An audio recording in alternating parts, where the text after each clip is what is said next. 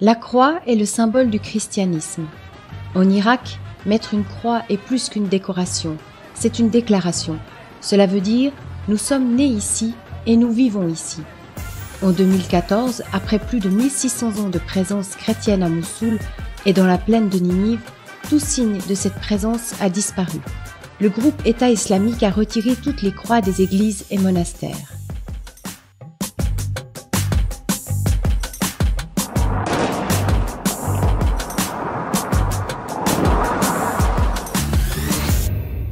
Les enfants sont très vulnérables en période de guerre.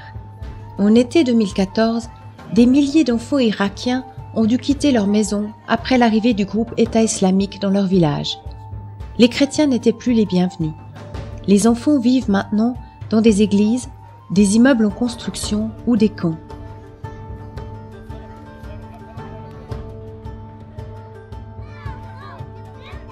Plus d'une année après, nous rencontrons Daniel, un jeune prêtre qui s'occupe de certains de ses enfants.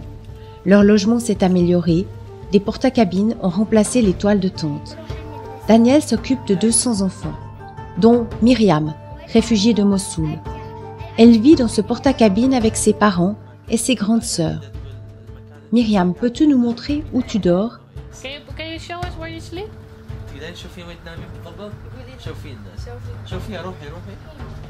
Myriam et sa famille vivent ici depuis l'été 2014, comme la plupart des réfugiés de ce camp. Le père Daniel n'oubliera jamais les jours où ils sont tous arrivés.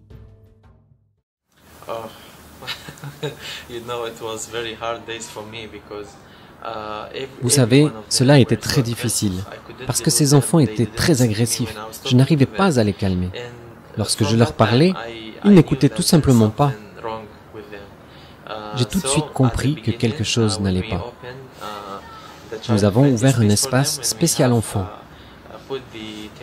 Une fois la tente installée, je leur ai procuré beaucoup de jeux. Je m'attendais à ce qu'ils jouent avec, puis les rangent.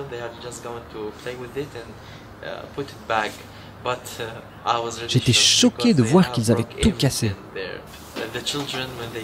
Au début, quand ils venaient dans la tente, les enfants étaient déstabilisés, car ils voyaient leur père pleurer ou crier, ou leur mère pleurer. J'ai tout de suite décidé de les aider à travailler leur comportement. J'observais attentivement leur attitude ici au centre, et cet aperçu m'aida à mieux comprendre leur comportement.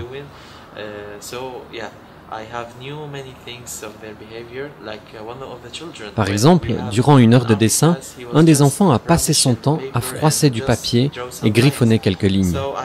J'ai compris que quelque chose se cachait derrière cette réaction.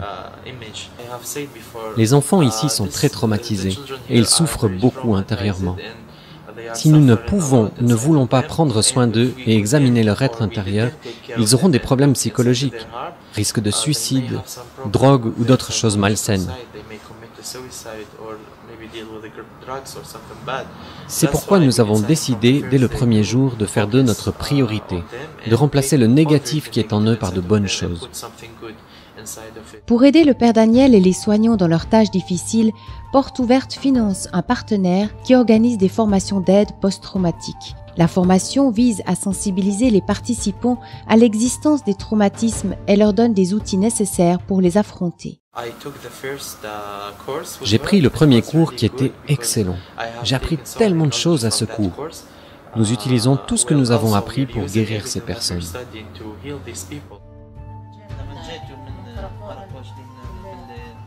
Quand Daniel a demandé à Myriam de raconter sa fuite de Mossoul, elle a juste dit 2 mots. J'ai pleuré. Pour Myriam et les autres enfants qui éprouvent des difficultés à s'exprimer, le centre propose des heures artistiques. La jeune Myriam aime danser. Une chose est sûre, le père Daniel n'abandonnera jamais ses enfants. Ils me demandent souvent, quand est-ce que nous allons rentrer chez nous? Je leur réponds toujours qu'un jour peut-être ils retourneront chez eux. Il ne faut pas qu'ils perdent cet espoir, parce que s'ils le perdent, ils perdent leur raison de vivre. Nous travaillons beaucoup avec eux, mais sans ressentir la fatigue ou la lassitude. Je leur donne quelque chose de bon. Et quand je vois un sourire sur leur visage, cela me suffit. Je peux sentir que la grâce de Dieu est autour de moi. Ma récompense, c'est de voir leur sourire. Être un chrétien ici peut vous coûter très cher. C'est une chose que nous avons appris ces derniers mois. Et pourtant, les chrétiens ici n'ont pas peur d'afficher leur identité. Cela me donne de l'espoir pour l'avenir. Nous sommes fiers d'être connectés à ces chrétiens, fiers nous aussi de faire partie du corps du Christ. Le temps est venu de porter notre croix.